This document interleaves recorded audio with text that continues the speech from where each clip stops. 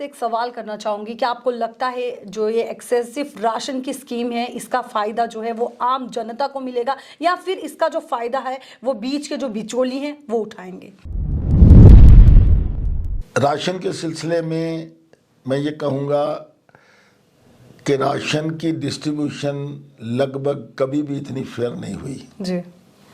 और राशन की डिस्ट्रीब्यूशन में गड़बड़ी करने के बहुत ज़्यादा चांसेस होते हैं जी। लेकिन मैं कहता हूँ कि अगर एक इफेक्टिव एडमिनिस्ट्रेशन हो, अगर एक प्रभावशाली मैनेजमेंट हो इसकी, तो ऑब्वियसली जिन लोगों के लिए वो फैसला किया गया है कि उनका राशन बढ़ाया जाएगा उनको फ़ायदा पहुंच सकता है। जम्मू कश्मीर में देखा जा रहा है कि काफ़ी सारे मुद्दे जो हैं इस वक्त जो है वो देखे जा रहे हैं। जैसे आपने बात की जब से धारा 370 निरस्त हुआ जम्मू कश्मीर से, जम्मू कश्मीर पहले एक अलग स्टेट हुआ करता था, लेकिन अब अगर हम बात करें जम्मू कश्मीर एक यूटी बन चुका है जिसका जो है डीपीएपी इसका काफ़ी विरोध भी कर रही है। तो इसको लेकर आप क्या बोलेंगे, क्या क्या वेरिएशंस, क्या क्या चेंजेस जो हैं वो देखने को मिलेंगी?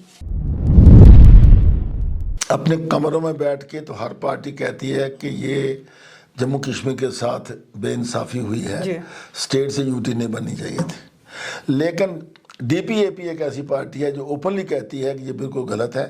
सबसे पहला हमारा जो एजेंडा जो है, we should get the state back.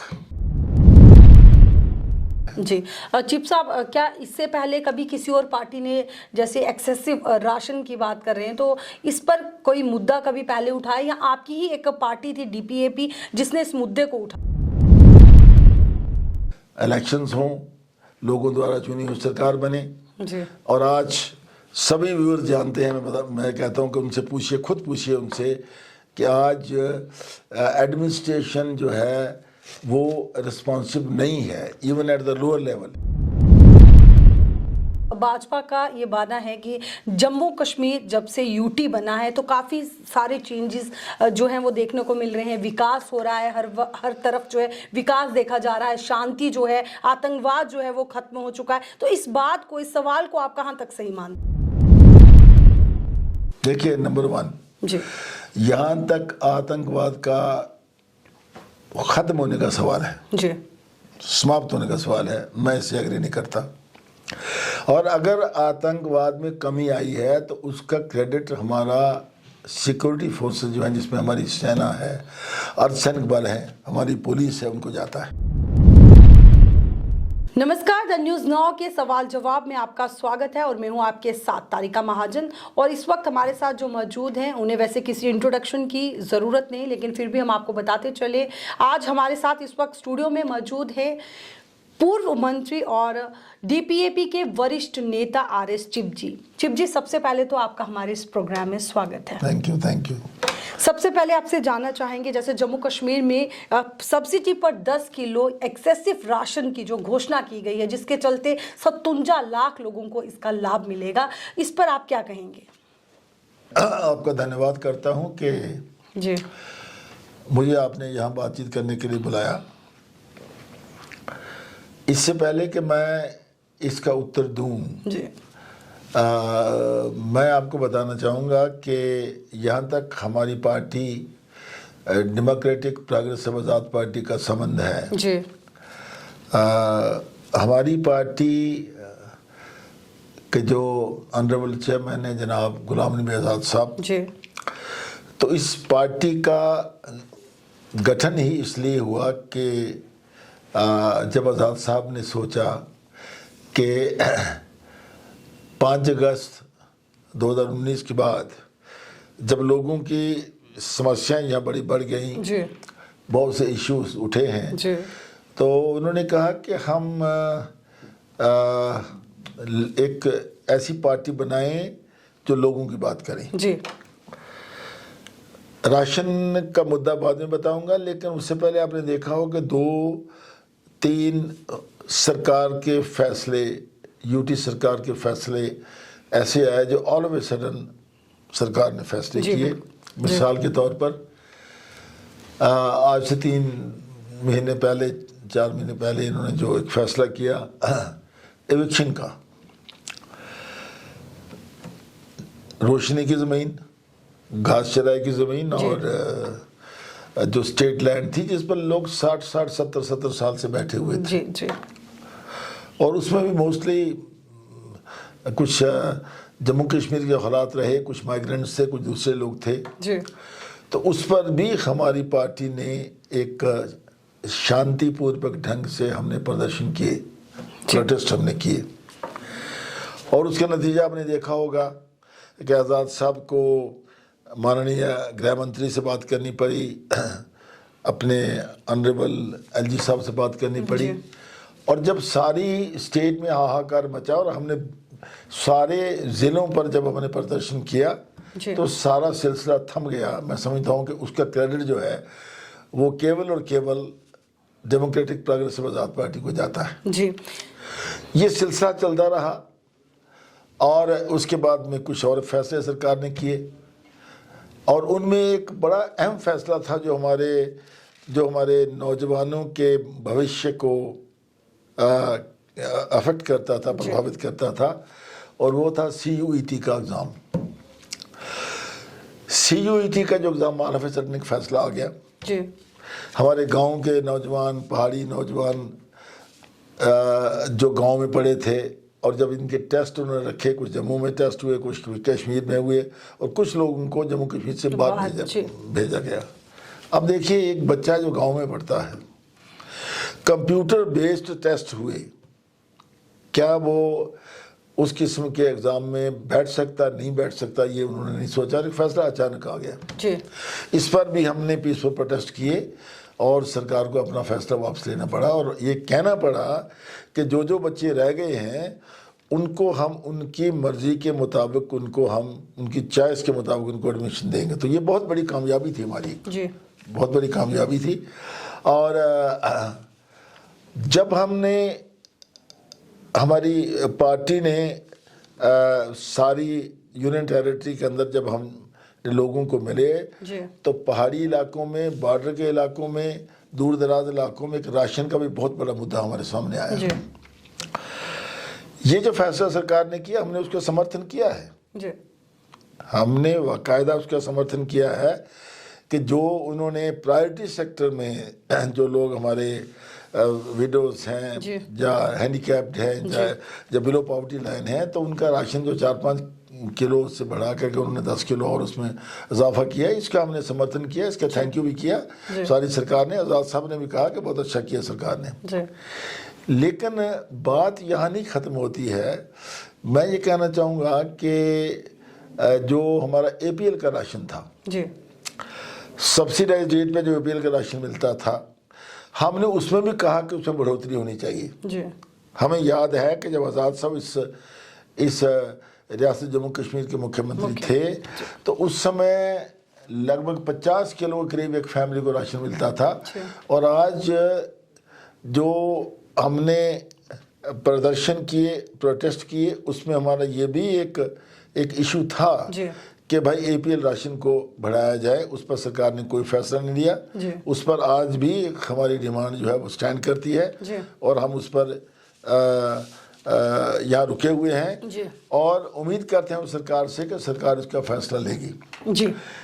तो इसके साथ साथ अब देखिए यहाँ लोगों को चीनी मिलती थी, केरोसिन मिलता था और गांव में बहुत से परिवार ऐसे हैं दूर दराज इलाकों में जिनके पास गैस के कनेक्शन नहीं है, गैस की अवेलेबिलिटी नहीं है, तो वो केरोसिन का इस्तेमाल करते थे।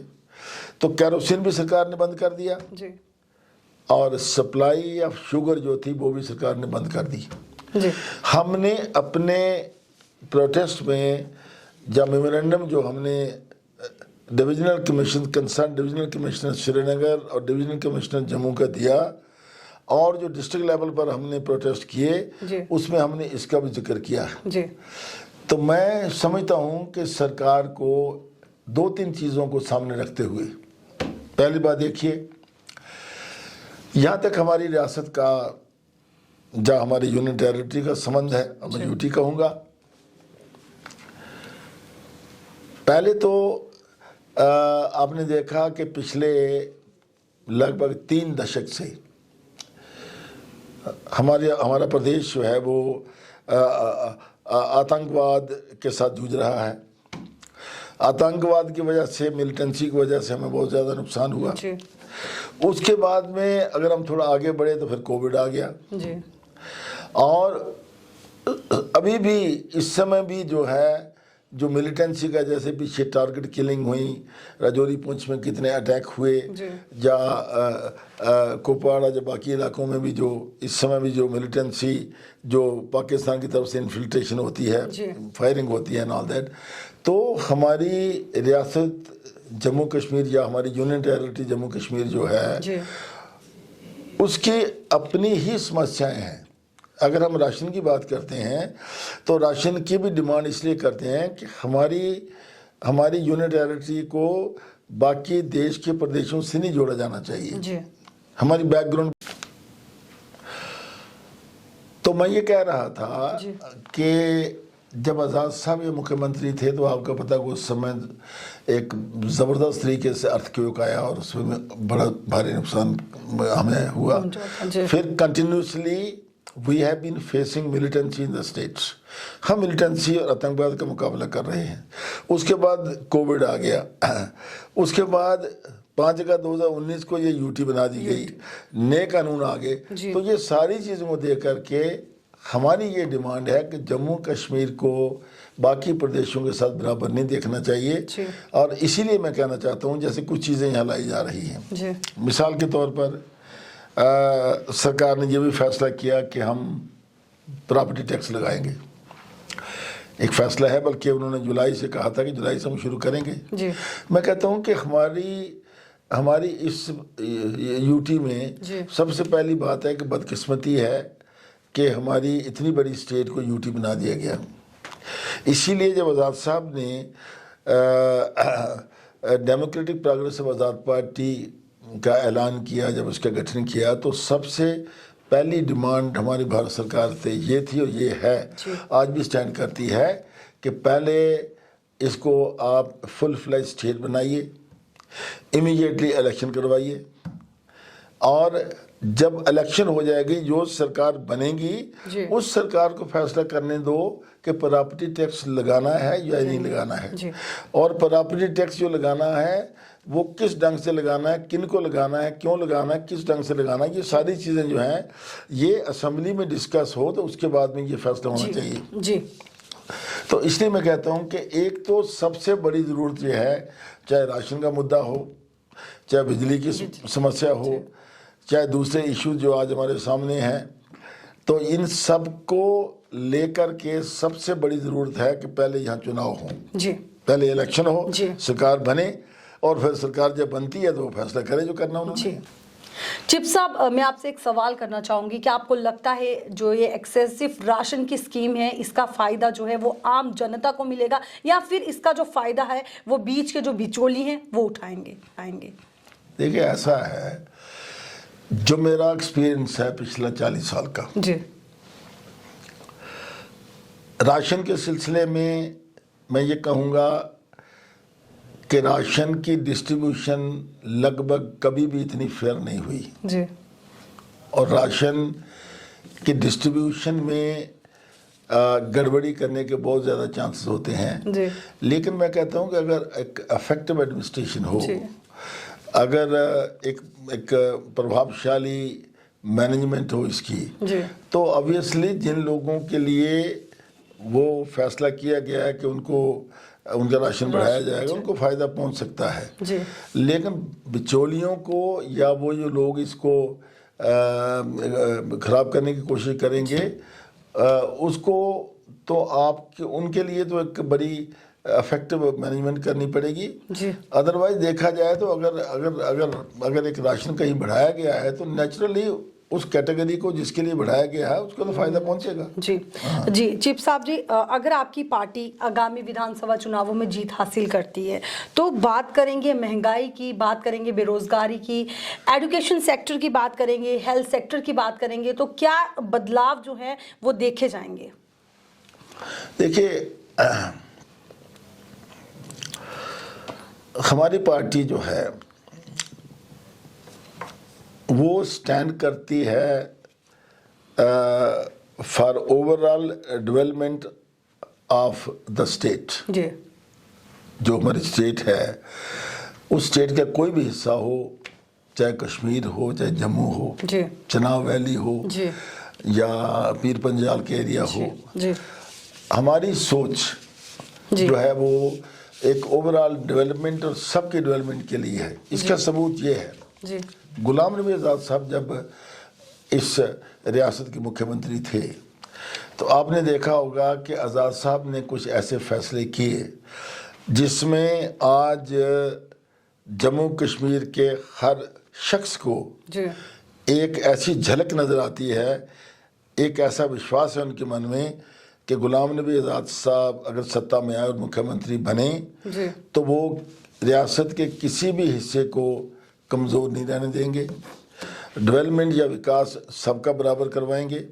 इसकी मिसाल ये है कि आपको देखा होगा कि जब कुछ नए ज़िले बनाने की डिमांड थी सरकार के सामने, बड़ी देर से आ रही थी, रियासी के लिए, सांबा के लिए, किश्तवाड़ के लिए, तो जब उन्होंने स्टडी किया तो उन्होंने देखा कि कुछ रियासत के और भी ऐसे एरियाज़ हैं जो डेवलपमेंट के हिसाब से पीछे हैं और उनको भी ज़िला की हदूद में लाना ज़रूरी है ताकि उनको ज़्यादा फंड मिल सकें और उनके डेवलपमेंट हो सके। जी। तो उन्होंने 8 ज़िले क्रिएट किए, 4 ज़िले जम्मू में बनाए, 4 ज़िले उन्होंने कश्मीर में बनाए। तो हमारी पार्टी की सोच वही सोच है जो गुलाम नबी आज़ाद साहब की सोच है। जी। उनकी नज़र में जी। ना कश्मीर अलग है, ना जम्मू अलग है, जी। ना कोई एक ज़िला अलग है, ना दूसरा ज़िला अलग है। उनकी नज़र में irrespective of caste and creed and political affiliations, वो हमेशा ये कहते हैं कि जब मैं मुख्यमंत्री था तो मैंने ये नहीं देखा कि जम्मू का कौन है, कश्मीर का कौन है। उन्होंने ज़रूरत के मुताबिक जहाँ विकास की ज़रूरत थी वहाँ विकास करवाया और जो भी एक मसला उनके सामने आया और उन्होंने सबके लिए एक बराबर का इंसाफ किया। तो इसलिए मैं कहता हूँ कि हमारी जो पार्टी की सोच जो है वो सबके लिए बराबर है, सबके लिए एक है। जी।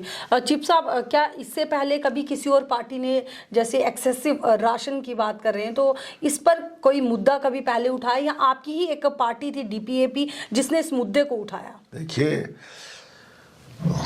अच्छा प्रश्न है आपका। मैंने बिल्कुल स्पष्ट कर दिया है, आपने देखा भी होगा जी कि एविक्शन के जब ऑर्डर हुआ था ज़मीन से, मकानों से जो स्टेट लाइन पर थे या रोशनी के तहत थे, जी, उसको लेकर के सीयूटी का मसला आया। और इसके साथ साथ मैं कहूँगा कुछ बहुत से ऐसे मसले भी हमारे सामने आए, जैसे हमारे डेली वेजेस हैं अलग अलग डिपार्टमेंट में हैं, चाहे वो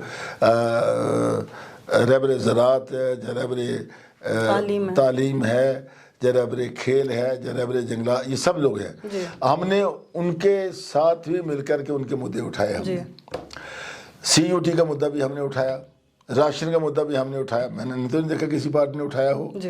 तो मेरा कहने का मकसद है कि हमारी पार्टी जो है वो हमेशा सामने से इन मुद्दों का हल करने के लिए लड़ती है, लड़ती रहेगी और हम लड़े हैं। हमने 7-8 महीने में साबित कर दिया कि हमारी पार्टी की सोच, गुलाम नबी आज़ाद साहब की सोच जो है वो सबके लिए है। और यहाँ जहाँ समाज में कहीं कमज़ोरियाँ हैं, हम उन मसलों को लेकर के आगे बढ़ना चाहते हैं। और जब हम सत्ता में आते हैं, जैसे आपने देखा होगा उन्होंने स्पष्ट कर दिया कि मैं अगर मेरी पार्टी सत्ता में आती है तो हम रोशनी एक्ट के तहत जिन लोगों ने एक बाकायदा कानूनी सिस्टम में आकर के ज़मीनें ली हैं, उनकी पेमेंट्स की है, हम उन ज़मीनों को बहाल करेंगे। किसी को नाजायज़ ज़मीन से निकाला गया है जो 70 साल से बैठा हुआ था, हम उसको वो ज़मीन उसकी वापस करेंगे। तो मेरा कहने का मकसद ये है कि हमारी पार्टी जो है जितने भी पीसफुल प्रोटेस्ट हुए पिछले 6-7 महीने से, वो सिर्फ हमारी पार्टी ने किए हैं, किसी भी दूसरी पॉलिटिकल पार्टी ने इन मुद्दों को नहीं उठाया। जी, एक सवाल आपसे और करना चाहूँगी। जैसे मैंने पहले भी आपको पूछा कि अगर आपकी पार्टी की जीत हासिल होती है तो उसमें अगर आपका जैसे मुद्दे की बात करेंगे तो सबसे पहला मुद्दा जो है आपका कौन सा मुद्दा रहेगा? क्योंकि जम्मू कश्मीर में देखा जा रहा है, मैं आपकी बात यहाँ काटना चाहूँगी, जम्मू कश्मीर में देखा जा रहा है कि काफ़ी सारे मुद्दे जो हैं इस वक्त जो है वो देखे जा रहे हैं। जैसे आपने बात की, जब से धारा 370 निरस्त हुआ जम्मू कश्मीर से, जम्मू कश्मीर पहले एक अलग स्टेट हुआ करता था, लेकिन अब अगर हम बात करें जम्मू कश्मीर एक यूटी बन चुका है, जिसका जो है डीपीएपी इसका काफ़ी विरोध भी कर रही है। तो इसको लेकर आप क्या बोलेंगे, क्या क्या वेरिएशंस, क्या क्या चेंजेस जो हैं वो देखने को मिलेंगी? देखिए, ऐसा है कि अपने कमरों में बैठ के तो हर पार्टी कहती है कि ये जम्मू कश्मीर के साथ बेइंसाफ़ी हुई है, स्टेट से यूटी नहीं बननी चाहिए थी। लेकिन डीपीएपी एक ऐसी पार्टी है जो ओपनली कहती है कि ये बिल्कुल गलत है। सबसे पहला हमारा जो एजेंडा जो है, we should get the state back. हमारी स्टेट का स्टेटस रिस्टोर होना चाहिए। नंबर 2, रेस्टोरेशन ऑफ स्टेटहुड के बाद में इलेक्शंस होने चाहिए जी। दूसरा, जम्मू कश्मीर में मैं इसको 370 से नहीं जोड़ता, लेकिन जम्मू कश्मीर में जी। जो हमारे नौजवान हैं उनका सर्विस में, नौकरियों में, एम्प्लॉयमेंट में जी। उनका पूरा जो है उनका हक होना चाहिए, अधिकार होना चाहिए जी। तीसरा, कोई भी बाहर का आदमी हमारी ज़मीन पर काबज़ नहीं होना चाहिए। आज बदकिस्मती है, आपने कुछ देखा होगा, आज अगर देखें किसी भी सेक्टर को ले लें, हमारा माइनिंग का सेक्टर ले लें, जिसमें हमें बजरी मिलती है, रेत मिलती है, पत्थर मिलता है, हमारे दरिया है, हमारे नदी नाले हैं, लेकिन हमारे लोगों का उसके ऊपर कोई अधिकार नहीं। बाहर से लोगों को लाया गया, उनको कॉन्ट्रैक्ट दिए गए और वो सस्ते दामों पर कॉन्ट्रैक्ट लिए उन्होंने और महंगे तरीके से उस जो माइनिंग की जो प्रोडक्ट्स हैं, चाहे वो रेत हो, बजरी हो, पत्थर, उसको बेच रहे हैं। हमारे आदमी को पत्थर नहीं मिलता, एक ट्रॉली रेत नहीं मिलती हमें जी। इसी तरीके से देखो, आपके साथ एक बहुत बड़ी बेइंसाफ़ी यहाँ हुई। पिछले दिनों में गवर्नमेंट ने एक पॉलिसी बनाई, मैं नहीं कहता कि मैं कोई जो लोग लिकर ट्रेड के साथ काम करते थे, हमारे भाई बहन थे वो जी।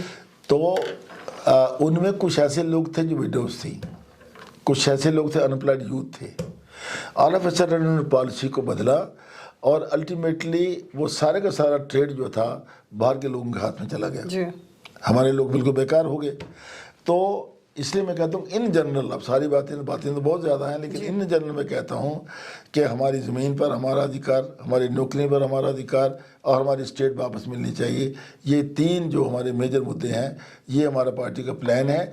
हम इस प्लान के मुताबिक काम कर रहे हैं, लेकिन एट द सेम टाइम जहाँ जहाँ समस्या आती है, जैसे मैंने पहले हमने डिस्कस किया, जो वेरियस इश्यूज हमने डिस्कस किए हैं, यहाँ जहाँ भी हमारे लोगों को कोई प्रॉब्लम आती है, उसके लिए डीपीएपी हमेशा आवाज़ बुलंद करेगी और आवाज़ उठाएगी जी। चिप साहब, भाजपा का ये मानना है कि जम्मू कश्मीर जब से यूटी बना है तो काफ़ी सारे चेंजेस जो हैं वो देखने को मिल रहे हैं, विकास हो रहा है, हर तरफ जो है विकास देखा जा रहा है, शांति जो है, आतंकवाद जो है वो खत्म हो चुका है। तो इस बात को, इस सवाल को आप कहाँ तक सही मानते हैं? देखिए, नंबर 1 जी, यहाँ तक आतंकवाद का ख़त्म होने का सवाल है जी, समाप्त होने का सवाल है, मैं इससे एग्री नहीं करता। और अगर आतंकवाद में कमी आई है तो उसका क्रेडिट हमारा सिक्योरिटी फोर्सेस जो हैं, जिसमें हमारी सेना है, अर्धसैनिक बल है, हमारी पुलिस है, उनको जाता है। और मानता हूँ कि कहीं ना आतंकवाद में कमी आई होगी, लेकिन आज भी देखिए, अगर आप पूरी रियासत जम्मू कश्मीर में नज़र दौड़ाएंगे तो मैं समझता हूँ कि आज भी आतंकवाद को ज़िंदा रखने के लिए पाकिस्तान कोई कसर नहीं छोड़ रहा। पाकिस्तान अपनी पूरी कोशिश कर रहा है। और दूसरा जो आपने कहा, विकास की बात करते हैं, विकास मैं मानता हूँ कि कुछ ऐसी चीज़ें जो हमने हमारे समय में शुरू हुई, फॉर एग्जांपल एक मैं कहता हूँ जैसे फ्लाईओवर एक बन गया अखनूर वाला, तो हमने स्टार्ट की, प्लानिंग तो हमारी थी उसमें भी, या कुछ और जो चीज़ें हुई हैं, जैसे एम्स बन रहा है तो एम्स का इशू भी हमारे समय से चल रहा था, या और चीज़ें जो हुई हैं, ठीक है, बड़ी बड़ी बात है, लेकिन देखिए आप गांव में जाइए, अब गांव में जाकर देखिए कि विकास कहाँ तक हुआ है, विकास कितना हुआ है। मैं एक मिसाल देना चाहता हूँ आपको, बड़ी एक जिंदा मिसाल है, और मैं कहता हूँ कि सरकार को सोचना चाहिए। देखो, मैं आरएसपुरा से आता हूँ, सुचेतगढ़ हमारी एक पोस्ट है यहाँ जिसको बीएसएफ मैन करती है, और उस पोस्ट के ऊपर हर शनिवार एतवार को परेड होती है जो पाकिस्तान देखता है। हजारों की संख्या में वहाँ लोग जाते हैं, और गुलाम नबी आज़ाद साहब के समय इस रोड का जो जम्मू एयरपोर्ट से लेकर के सुचेतगढ़ तक है, उसकी 4 लेनिंग शुरू हुई थी। कई फेजेस में उसको 4 लेनिंग हुई, आज भी उसको कंप्लीट नहीं किया गया। हालांकि जो ऑनरेबल सरफेस ट्रांसपोर्ट मिनिस्टर हैं नितिन गडकरी जी, उन्होंने उसको 1 साल हो गया उसको नेशनल हाईवे डिक्लेयर किया हुआ है, लेकिन अभी तक उसकी 4 लेनिंग कंप्लीट नहीं हो रही। तो विकास है कहाँ?